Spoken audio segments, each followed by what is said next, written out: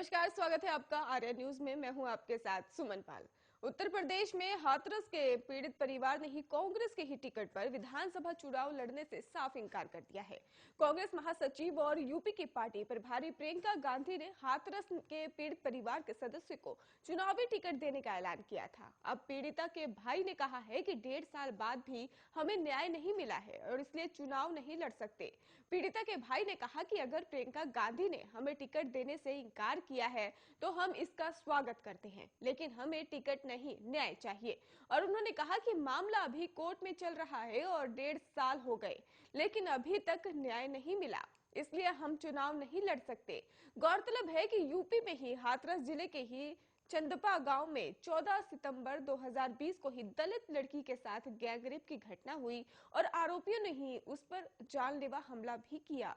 बाद में पीड़िता की दिल्ली के सफदरजंग अस्पताल में ही मौत हो गई और इस घटना के बाद से ही विपक्ष बीजेपी सरकार पर हमलावर हो गया।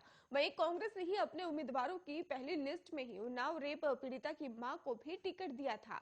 कांग्रेस 125 उम्मीदवारों की पहली सूची जारी कर चुकी है और जिसमें 40% महिलाएं हैं। और इस दौरान ही प्रियंका गांधी ने कहा था कि हमारी उन्नाव की प्रत्याशी गैंगरेप पीड़िता की मां आशा सिंह है और वे चुनाव लड़ना चाहती हैं और हमने उनको मौका दिया। जिस सत्ता के जरिए उनके पति की हत्या हुई है, बेटी का रेप हुआ है, एक्सीडेंट हुआ है, ऐसे में वही सत्ता अपने हाथों में ले।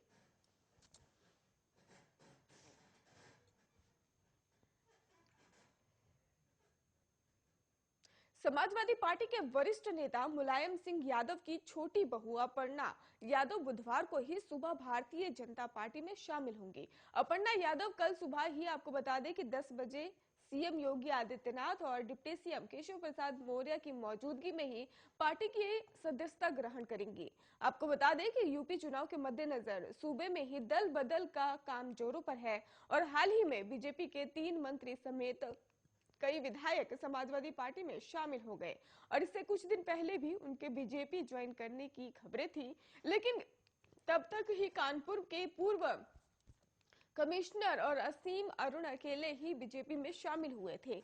हालांकि अब तय हो गया है कि कल अपर्णा आधिकारिक तौर पर ही बीजेपी में चली जाएंगी। गौरतलब है कि अपर्णा मुलायम सिंह के छोटे बेटे और अखिलेश यादव के सौतेले भाई प्रतीक यादव की पत्नी है। अपर्णा ने 2017 का विधानसभा चुनाव लखनऊ कैंट सीट से ही समाजवादी पार्टी के टिकट पर लड़ा था और उन्हें बीजेपी की रीता बहुगुणा जोशी के हाथों ही हार का सामना करना पड़ा था।